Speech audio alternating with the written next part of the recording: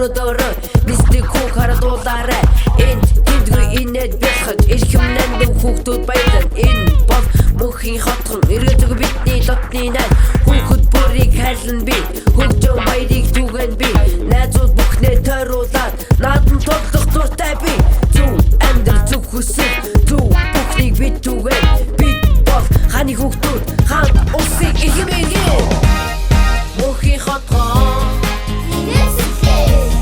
мөнхийн хотхон бидний найзууд мөнхийн хотхон итгэж найзууд мөнхийн хотхон үргэж хамтдаа тэрэг хатаа нэстэггүй нааш ирж юм бүх шудархан басан ямар гоё юм бэ мөнхийн хотын итгэж тийм байна ямар гоё юм бэ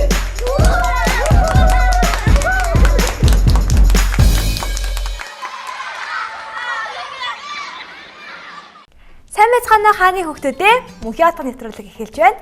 Мөнхийн хотынхаа орлого хүрээнд хүүхдүүд та бүхнийгээ урьж байна. Өнөөдөр однаагш биднэрт бас нэгэн өрмөц цэцэлсэг зааж их болно. За тэгэхээр өнөөдөр болохоор бүгдээрээ энэ хүү хайрцаг байгаа зү тий. Энэ хайрцгийг яаж хийснийг зааж өгмөр байна.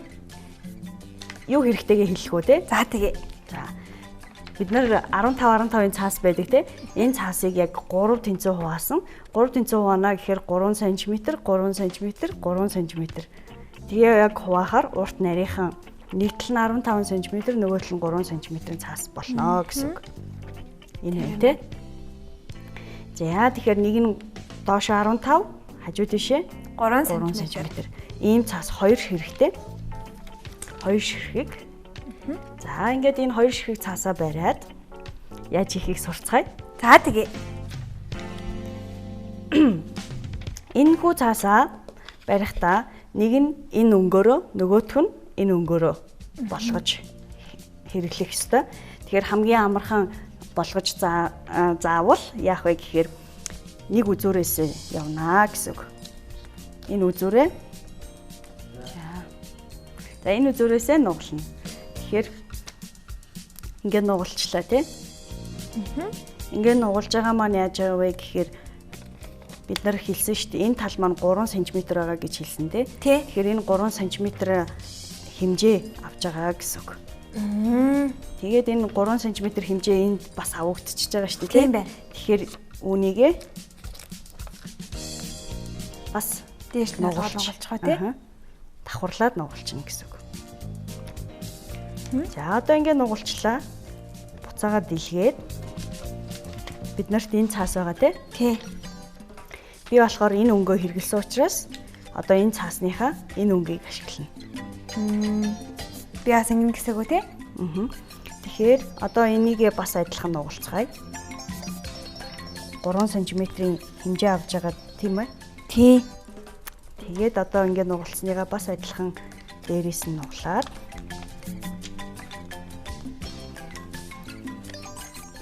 яа ингээд нугалчлаа. Тэгэхээр эхний нугалсан хэсэг байсан тий. Эхний нугалсан хэсэг дээрээ дараагийн цаасаа давхарлаж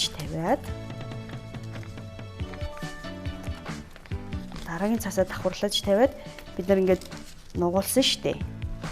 Эргүүлээд нугалж байгаа тий. Ингээд нугаллаа. Энийг нөгөө үзүүрээ бас дээрээс нь давхарлаж нугаллаа. Тэгэхээр хоёр тал маань үлдчихэж байгаа.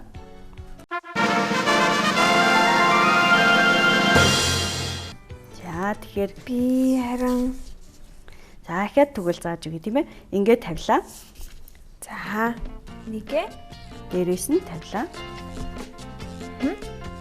Тэгээд нугаллаа. Эхлээд энэ талаа нугална. би ингэ тавина гэсэн үг үү? Биш ээ. За хүүхдүүдтэй ч гэсэн харуулъя. Яг адилхан нэг тал руугаа нугалсан уу чи?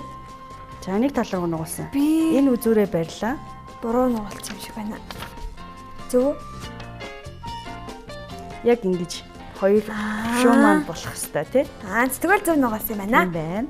За одоо тэгээд энэ хушуун дээрээ энэ нөгөө талаа бас тавилаа дээрээс нь.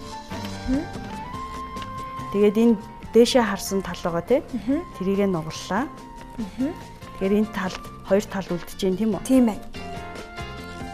Энэ талаа бас дээрээс нь давхарлаж нугаллаа. Одоо энэ талаа яах вэ гэхээр бид нөгөө ингэ нугалсан шүү дээ тий.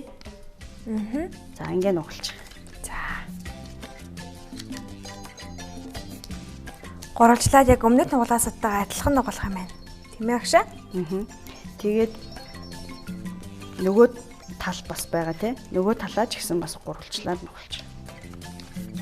Хоёр талаа хоёул ингэ үлдсэн хоёр талаа. Дөрвөн талаа ер нь бол яг нэг тал руу ингэж нугалж. Гурвалжилж нугалж байгаа гэсэн. За ингэ нугалсан байсан тий. Ахиад харах юм бол нэгийгээ давхарлаа, дээрээс нь давхарлаа. Одоо энэ бас дээрээс нь давхарлаа. Одоо хамгийн сүүлийнхийгээ бас дээрээс нь давхарлана. Тэгэхээр болж байна. Тэгэхээр энэ маань ингээд дээрээс нь байгааз харин энийгээ нөгөө хамгийн ихний нугалсныхаа доогуур нь оруулж өгнө гэсэн. Хэрвээ ингээ оруулаад өгчих юм бол задрахгүй мэн тийм ээ бидний хийсэн зүйл маань. Тя ингээл болоо доо.